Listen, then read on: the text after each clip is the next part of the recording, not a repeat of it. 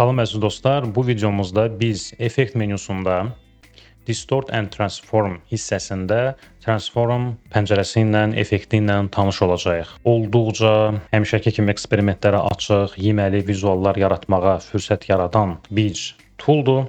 Yəqin ki, qarşınıza internetdə belə görüntülər çox çıxıblar. Bəs yaxşı, bunu necə yaratmaq olar? Gəlin, bax, indi onu yoxlayaq. Özümüz sıfırdan yaradaq yenə də. Bir düzbucaqlı çəkirik. Düzdür, düzbucaqlı olmağı prinsipial deyil, amma ki, onunla o rotationları, effektləri, fırlatmaqları daha yaxşı sezmək olur. Fikir verək ki, çəkdiyimiz ölçümüz, çəkdiyimiz fiqur kiçik olsun, çünki biz onu çox böyük nisbətlərdə indi burada kopyalarını çıxardıb transform eləyəcəyik. Gəlirik effekt, buradan Distort and Transform və Transform. Əla. Qarşımızda açılan pəncərədə scale var, yəni ölçünü böyütmək, kiçiltmək. Əgər mən burada ölçünü 98% yazsam, fikir verirsinizsə, horizontal ölçü ilə vertikal ölçü, yəni eni ilə hündürlüyü də proporsional dəyişir. Çünki məndə burada constraint button-ı aktivdir. Yəni proporsiyaları, miqyasları qorumaq. Ardınca gəlir move. Təbii ki, söhbət transformuna gedirsə, ölçünü böyütmək, kiçiltmək varsa, orada bir move da olmalıdır. Move-da isə gətiririk bunu lap kənara. Preview-nu əgər sizdə sönülüdsə, preview-nu çalışın, yandırın. Gətiririk kənara 35 mm-də dirəşsə də biz bunu istədiyimiz ölçünü yaza bilərik. Misal üçün 70 mm sağa getsin, 70 mm də aşağı getsin, daha geometrik bir forma əldə etməyimiz üçün və biz burada kopyaların sayını yaza bilərik ki, nə qədər kopya olsun. Gəlin indiki vaxtda məsələn 10 yazaq. Gördünüzsə, bu ortada bizdə 10 dənə kopya yarandı və mən onu eləyəndə başa düşürəm ki, deyəsən mənim verdiyim sahə çox böyükdür. Gəlin bunları yığaq. Gəlin bunu yığaq.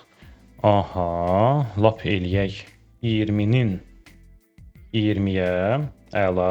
İndi keçirik ən yeməli hissəsinə. Angle, yəni ölçüsünü kiçiltdik. Fikir verin, məndə burada nə baş verir? Ən birinci, əgər məndə 100%-dirsə, bu kiçilə-kiçilə gedir. Hər dəfə də 198, onun 98%-i belə nisbətlə kiçilə-kiçilə gedir. İndi mən burada bir bucaq verəcəm. Klaviaturanın ox işarəsi ilə mən bunu belə yığıram. Görürsünüzsə, burada belə maraqlı formalar yaranır. Yenə də mən burada bu göstəricini açacağam deyəsən. Açırıq, bunu belə eləyirik və gəlin kopyaların sayını nisbətən artıraq. Kopyaların sayını artırırıq, artırırıq. Lap gəlin bura yazaq. Yenə də nəsə 70 rəqəmində ilişib qalmışam. 70 yazaq, kopyaları gördük. Biz burada hər 1%-də kopyalarımızın sayı çoxdur deyənə yekun nəticədə fatal bir dəyişiklik göstərə bilər.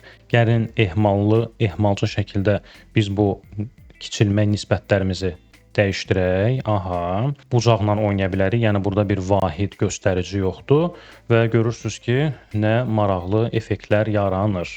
Əgər biz burada Reflect X-i bassaq və yaxud da Reflect Y-i bassaq, o bizim düzbucaqlımızı və yekun fiquru tərs əks çevirir və yaxud da random bassaq, illüstrator ümumiyyətlə bunu random şəkildə, xaotik şəkildə oradan-buradan götürdüyü ölçülərdən eləyəcək. Ona görə hələ ki biz bunlara dəyməyək, randomu da söndürürük və gəlin görək burada biz sonra nə edə bilərik. Maraq üçün əgər sahəmizi elə əvvəlki 70-ə qaytardıq, fayllarımızın, kopyalarımızın sayını artırsaq, üzü aşağı gedir və hiss edirəm ki, deyəsən bizim ilkin kiçiltmək 95%-imiz çoxdur. Gəlin biz bunu azaldaq, elə saxlayaq 98-99 aralığında. Effekt pəncərəsi açıq olduğuna görə mən burada illüstratorda gəzişə bilmirəm. Ona görə OK-yi basıram. Gəlirəm artıq mərkəzə, yaranmış nəticəni mərkəzə gətirirəm. Maraq üçün Ctrl-Y düyməsini basıb Outline Preview-ya baxsam, görürəm ki, illüstrator keçən dərsimizdəki kimi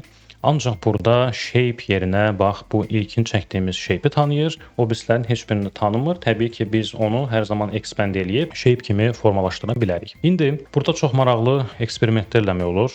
Biz bu əsas baza shape-imizi 45 dərəcə shift-i basıb rotate eləsək, maraqlı bir formamız yarandı.